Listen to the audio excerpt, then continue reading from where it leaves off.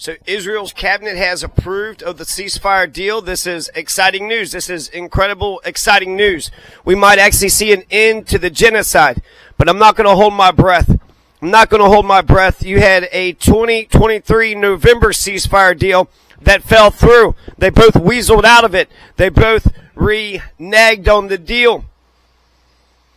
There's a second phase to this thing. So even if the 33 prisoner hostages are exchanged for the 95 prisoner hostages, 4 p.m. on Sunday, that's when Israel says that they will start the deal at 4 p.m. on Sunday, January 19th. And 42 days from now, that's 6 weeks from Sunday, that's March 2nd, 2025.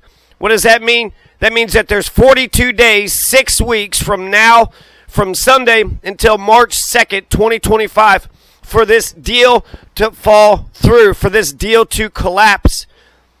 Hamas, after the initial prisoner exchange of 33 prisoner hostages to Israel, 95 prisoner hostages to Palestine, Hamas won't release any more until two things happens. One, they get a lasting ceasefire, and two, Israel withdraws out of Gaza, out of the West Bank, out of Palestine. Now Netanyahu, he wants two things as well. He wants to keep fighting until, number one, Hamas is dismantled, and number two, he wants to continue the apartheid and the occupation of Gaza and the West Bank. So this almost seems like it's like icing on the cake without the damn cake. It's like the cherry on top without the ice cream or the whipped cream or the damn bowl. It's like it's like they're just paying lip service. Now, I'd like to think in the next 6 weeks they're able to negotiate it, but if one side is, well, we need to wipe Hamas out. Hamas is an idea, which means zeal, enthusiasm.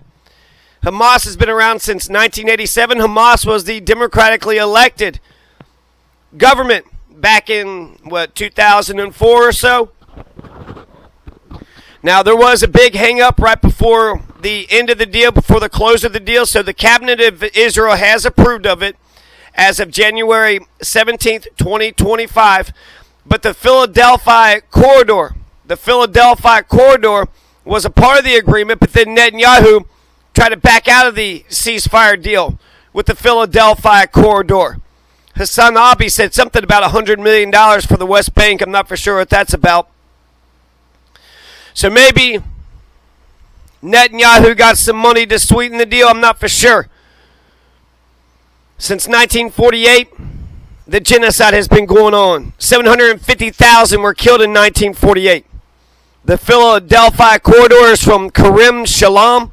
It includes Rafah, Kerem Shalom, to the Mediterranean Sea. It's the border between Gaza and Egypt. Now, I would give a lot of credit to Donald. I'll give a lot of credit to Donald because this happened on the eve of his inauguration, and it was absolutely crucial. It was absolutely crucial that Netanyahu was pressured. It was absolutely key. Because if Daddy has been beating the kids since 1948, and there was nothing that the brothers and sisters and mother and aunts and uncles and grandparents ever did that could stop him, well, the only way you're going to get peace between asymmetrical parties is when you pressure the perpetrator, the aggressor, the occupier, the oppressor.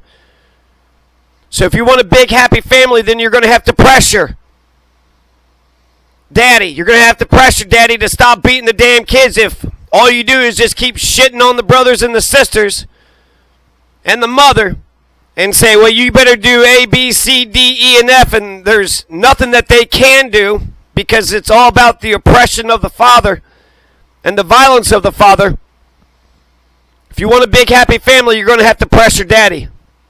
Hey, man, why don't you stop beating them kids?